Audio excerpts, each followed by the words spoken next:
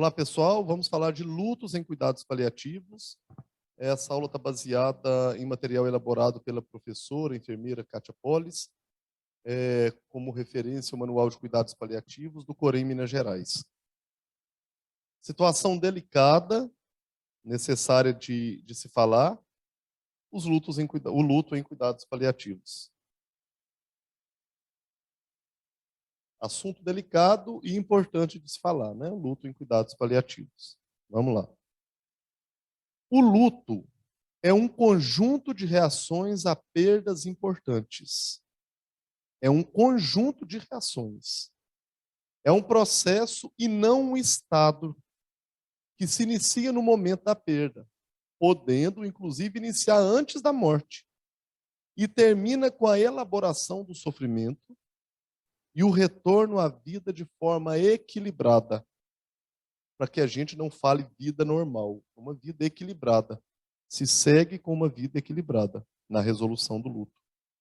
Para Bombi, o luto é a resposta à ruptura de um vínculo significativo, no qual havia um investimento afetivo entre o enlutado e o que se foi, elucidando que a dimensão do luto ela é proporcional ao grau de apego e significado daquilo que foi perdido.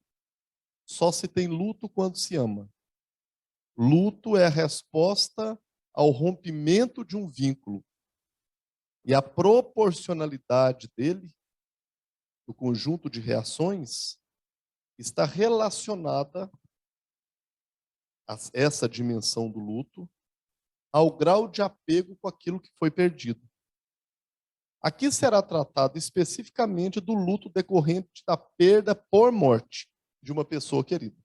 Porque o luto não é só perda de pessoa e não está relacionado só à morte. Mas vale salientar que aqui nós vamos falar do luto decorrente da perda de outra pessoa, da morte em si. Cada pessoa fica enlutada à sua maneira, não existindo, portanto, formas melhores ou piores de se ficar enlutado. Nem a imposição de uma sequência rígida que normatiza o processo. O luto é uma experiência pessoal e única para cada indivíduo. As respostas particulares à perda, elas são influenciadas por diversos fatores, tais como experiência de vida, habilidades de enfrentamento, idade, se era mais novo, se era mais idoso, se era intraútero, o gênero, os sistemas de crenças, religiões, em qual circunstância foi a morte? Foi acidente? Foi por doença? Foi autoextermínio? Entre outros. Para Franco, as pessoas enlutadas são frequentemente encorajadas por seu entorno a, de forma muito prematura, deixar para trás a experiência do luto. É muito comum que as pessoas falem, vamos embora, chega, não, agora não precisa chorar mais, pode arrumar um guarda-roupa, agora você tem que começar a sair, você tem que arrumar outro casamento. As pessoas acham que estão aliviando colocando dessa forma, mas muitas vezes esquecem que o luto é singular. As reações à perda de alguém e de algo é muito singular. Como resultado, temos duas situações. Ou o enlutado vive o seu processo isoladamente, para que as pessoas não fiquem de forma prematura ditando regras que ele tem que fazer, ou ele é forçado a abandonar o sentimento de luto antes de tê-lo concluído. A mensagem sutil que se passa é: seja forte, não se deixe abater. E nessa perspectiva, o luto passa a ser visto como algo a ser evitado, combatido, e não uma reação natural da perda de alguém. E não que precisa ser vivido. Né? No geral, o enlutado passa a apresentar um comportamento socialmente aceitável, porém que contraria a sua necessidade psicológica, que muitas vezes é de se resguardar. Mascarar ou fugir do luto pode causar mais sofrimento e um potencial maior para o luto complicado. Um dia a conta vem. Esse abandono do sentimento dessas reações, em algum momento, isso explode no organismo humano. E nesse sentido, então, os profissionais de enfermagem devem estar preparados para saber lidar com pacientes em cuidados paliativos e seus cuidadores familiares. Conhecer suas expressões emocionais e comportamentais. Saber diferenciar um luto dentro da normalidade e um luto complicado. E oferecer um suporte emocional aos envolvidos no processo. Oferecer um suporte emocional, não um suporte psicológico, que é do profissional da psicologia, mas um suporte emocional para que as pessoas possam passar por isso. O que é o luto antecipatório? O luto antecipatório são as reações decorrentes da perda de alguém ou de algo que pode ser observadas em pacientes fora de possibilidades terapêuticas de cura e seus familiares que experienciam a ameaça iminente da morte. É o luto antes de perder a pessoa. É o luto antes de partir. É parte de um processo global de enlutamento, quando se tem uma percepção consciente da realidade da perda, antecipando o luto e, com ele, o aliciamento de todas as suas reações. Pode ainda ser entendido como o tipo de luto que ocorre antes da perda real e tem as mesmas características das primeiras fases do luto considerado normal. Por exemplo, o torpor, o aturdimento, o anseio, o protesto, o desespero. Cada um reage de uma forma. Tem gente que briga, tem gente que cala, tem gente que fica passado. Você olha a pessoa, ela está em outro mundo. Tem gente que vivencia isso, especialmente nas pessoas que estão sob os cuidados paliativos em fim de vida, que esse fim de vida se arrasta com a iminência próxima da morte, a gente percebe isso claramente nos cuidadores. Né? E o que é um luto normal? O que é esperado? É o processo pelo qual o indivíduo compreende e aceita a perda do ente querido. Aceita, não é assim, tá tudo bem. Não. Ele compreende, perdi. Ele aceita, infelizmente, perdi alguém. Adaptando-se à condição de viver sem aquela pessoa. Quando a pessoa compreende, não está bom, mas ele vai criar alternativas para viver sem a pessoa. Esse tipo de luto permite que o enlutado fique triste, chore, sinta saudades. A questão não é não sentir a perda, mas como ela é sentida e como cada um administra essa perda. As reações presentes no que a gente chama de luto normal, o enlutado consegue resgatar os aspectos mais essenciais de seu funcionamento em aproximadamente 6 meses. E o restante, ele é reduzido até desaparecer ao longo de um período de cerca de 2 anos. Então, o que se espera é que a pessoa consiga resgatar os aspectos mais essenciais de seu funcionamento, trabalhar, viajar, participar de um aniversário em até 6 meses. E isso vai se amadurecendo e a pessoa vai conseguindo, de alguma forma, adaptar a condição de viver sem outra neste período de até 2 anos. É considerado um luto normal. Quais são as reações presentes no processo de luto? Na dimensão intelectual, normal. No aspecto intelectual, confusão, déficit de concentração, desorientação, desorganização, negação da situação. Desculpa. Na dimensão emocional, choque, entorpecimento, raiva, culpa, alívio. Isso pode ser sentido. Depressão, irritabilidade, solidão, saudade, descrença, tristeza, ansiedade, medo, desamparo.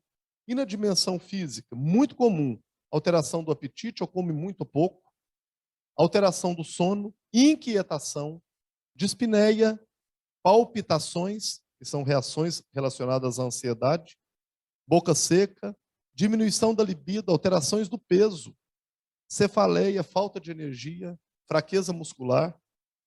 Na dimensão espiritual, há uma perda ou um aumento da fé, raiva de Deus, dor espiritual, questionamento de valores, desapontamento com membros da comunidade religiosa, começa a desacreditar naquilo, e no que é pregado, muitas vezes. Na dimensão social, muitos falam assim, eu já não sei quem mais eu sou agora. É perda da identidade, o isolamento, a falta de interação, perda de habilidade para relacionar-se, a evitação de coisas que lembrem um falecido, ele começa a afastar de tudo aquilo que possa lembrar, e é muito comum apresentar hipoatividade ou hiperatividade. Então, isso são reações comuns no luto normal, que vai diminuindo até os 6 meses e tende a desaparecer até completar 2 anos. E o que é o luto complicado? Para a gente aprender a diferenciar o luto normal do luto complicado. O complicado ocorre quando o enlutado experimenta uma desorganização por um período prolongado, que o impede de retomar suas atividades com a mesma qualidade de antes da perda.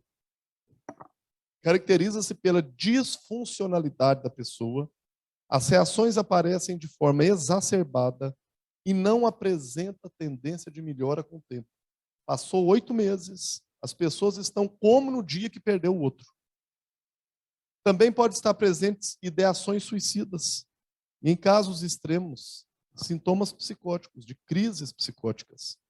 O enlutado deve ser encaminhado a um profissional qualificado quando da suspeita do luto qualificado, do luto complicado.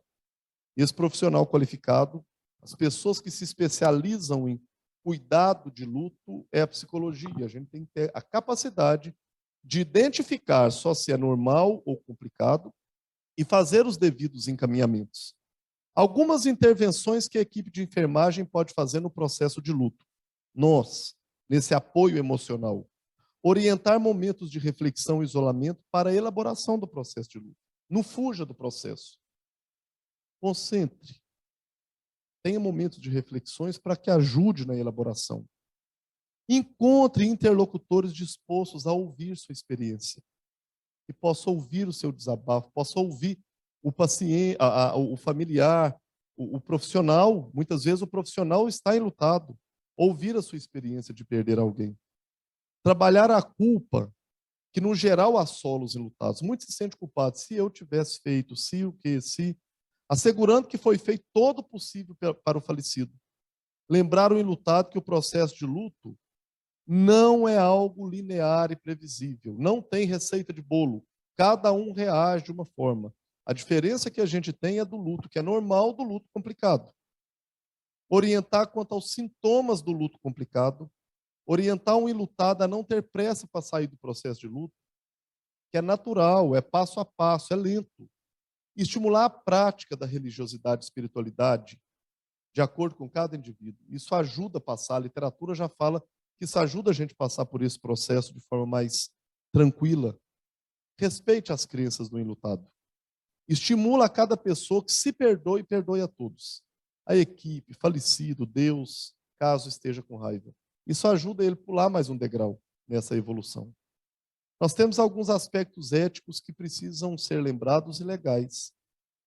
Sob o ponto de vista da Lei Federal 7498 de 86, garante a participação dos profissionais de enfermagem nas equipes de saúde. O enfermeiro compete no âmbito da equipe de enfermagem a participação na elaboração, execução e avaliação dos planos assistenciais e de saúde. Então, o profissional da enfermagem ele está apto, ética, legalmente, a estar inserido numa equipe de saúde que vai trabalhar, inclusive, nos ambulatórios de luto. Sob o aspecto ético, a resolução do COFENS 564/2017 dispõe como direito dos profissionais de enfermagem participar dessa prática multiprofissional, com responsabilidade, autonomia e liberdade, observando os preceitos éticos e legais da profissão. Considerando ainda que os profissionais de enfermagem estão em contato íntimo e constante com o paciente em cuidados paliativos e seus familiares, podem ser citadas várias outras intervenções no sentido de oferecer suporte emocional no processo de luto por esses profissionais. Vamos lá. Ser sempre sincero e não alimentar falsas expectativas. Não trazer uma esperança não realista. Lembrar as pessoas enlutadas que elas precisam continuar vivendo a despeito da perda. Ou a vida continua. Erga a cabeça, na medida do que você vê possibilidade de seguir a vida, vá se perdoando, perdoe os outros e caminhe em direção à continuidade da vida. Você permanece viva, estimule o resgate do amor próprio. Antes de mais nada, você tem que, antes de mais nada, amar você. Estimule o autocuidado. Tem pessoas que se deixam na forma de vestir, na forma de se arrumar, na forma de se higienizar. Estimule o autocuidado. Estimule que, pelo menos por algumas horas do dia, o enlutado realize algo que lhe dê prazer. Se permitir isso, nesse período, deixe de lado a dor da perda e possa fazer alguma coisa como voltar para a academia, voltar a andar, voltar a dançar, voltar a ir no cinema. Estimule. Estimular o segmento de uma rotina diária. Crie uma rotina para não ficar perdido durante o dia sem a presença do ente querido ou do amigo, né?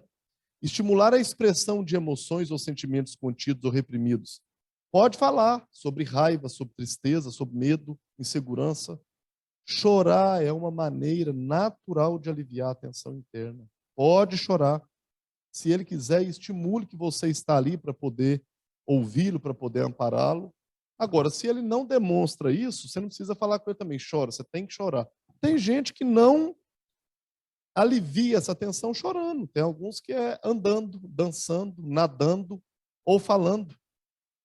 Ainda enquanto aspectos éticos e legais, no que diz respeito aos deveres, é papel dos profissionais de enfermagem esclarecer a pessoa, a família e coletividade a respeito dos direitos, riscos, benefícios e intercorrências acerca da assistência de enfermagem. Então, nisso, orientar a pessoa e família sobre preparo, benefícios, riscos e consequências decorrentes de exames e de outros procedimentos, respeitando o direito de recusa da pessoa ou de seu representante legal, respeitar o direito do exercício da autonomia da pessoa ou de seu conforto, bem-estar, realizando ações necessárias como a abordagem do luto, o acolhimento, a escuta qualificada e respeitar o direito do exercício da autonomia da pessoa ou de seu conforto, bem-estar, realizando ações necessárias de acordo com os princípios éticos e legais, respeitar o pudor, a privacidade e a intimidade da pessoa em todo o ciclo vital e nas situações de morte e pós-morte. Prestar assistência de enfermagem promovendo a qualidade de vida da pessoa e a família, olha aí, no processo do nascer, viver, morrer e luto. Então é o nosso papel também. Observa-se, portanto, que os profissionais de enfermagem, como integrantes da equipe multidisciplinar, possuem competência ética e legal para participar dos processos que envolvem a saúde do paciente, a orientação e acompanhamento dos familiares, e inclusive nas intervenções necessárias no processo de luto. Para isso, o profissional de enfermagem deve capacitar-se e estar envolvido no cuidado integral dos pacientes em cuidados paliativos. Reitera-se a necessidade, no âmbito da equipe de enfermagem, da observância das competências técnicas, científicas, éticas e legais de cada categoria.